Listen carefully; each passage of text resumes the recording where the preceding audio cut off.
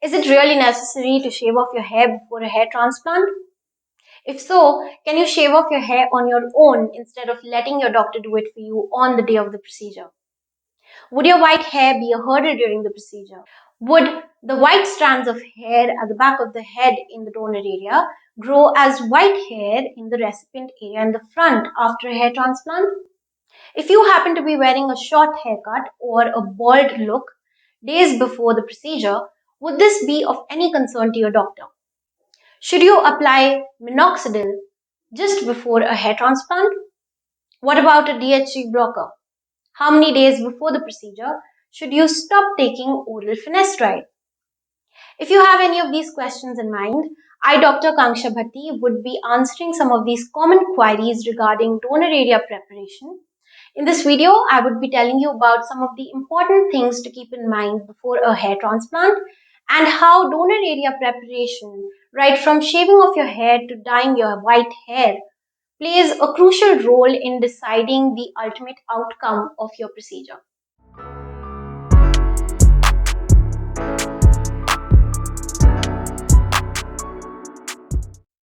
At my practice, as soon as the patient walks into the clinic on the day of the procedure, a second consultation takes place during which I redraw the hairline the patient was initially happy with during the first consultation. After the patients change their clothes and get into the patient's attire, I personally prefer shaving off the hair both in the donor as well as the recipient areas on my own. Shaving off the entire head is more efficient for the doctor as the speed of harvesting and plantation increases. This also means there is less handling of the grafts and so there is less trauma to the grafts. This means there would be better results. For successfully harvesting grafts, it is essential to trim the hair at the back of the head uniformly in such a way so as to have hair which is neither too long nor too short. The ideal hair length for harvesting grafts is around 1 millimeter. If the hair length is left too long, it may be difficult for the physician to engage the follicular unit into the punch, and it is also difficult to analyze the angle the hair shaft makes with the scalp skin. There might be some exceptional cases in which it might be necessary to maintain the hair length, for example during eyebrow hair transplants. During an eyebrow hair transplant, the natural curl of the hair needs to be maintained so as to implant the grafts in that particular direction. During the very first consultation with the patient, I closely assess the donor area with the help of a dermoscope. Dermoscopy gives a lot of information about the characteristics of the hair, which includes miniaturization. If the percentage of the miniaturized hair falls on the higher side, then the duration between the time when the patient should have shaved off his hair and the day of the procedure would increase. This means that if the percentage of the miniaturized hair is high, I would advise the patient to shave off his head at least 3 days before the procedure. The reason behind this is that by shaving off the hair 3 days before the procedure, only the hair which would be in the anagen phase of the hair cycle would ultimately grow into the ideal 1 millimeter length by the time the patient walks into the clinic on the day of the procedure. The hair in the anagen phase of the hair cycle is what we would want to recognize easily and also select for harvesting. So should you go ahead and run that trimmer around your scalp on your own? Well, the answer is no. Let your doctor decide what length of hair he would be comfortable to operate on. When it comes to beard to scalp hair transplant, I ask the patients to closely shave off their beard at least 3 days before the procedure by themselves. Let's move on to discussing those with white hair.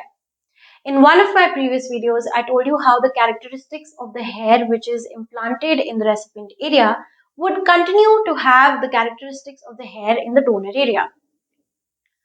So if you have a few white strands of hair at the back of your head, that is the donor area, then you would definitely end up having white strands of hair in the front in the recipient area, provided these white strands of hair were selected during the harvesting process to be brought to the front.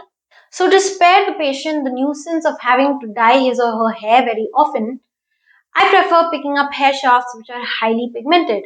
However, this selective harvesting would only be applicable in those patients who would have very few white hair in the donor area, as selecting highly pigmented hair is not such a tedious task.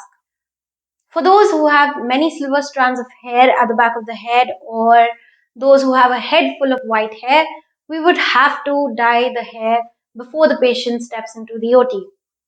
The reason for this is that there should be a contrast which should exist between the scalp skin and the hair shafts.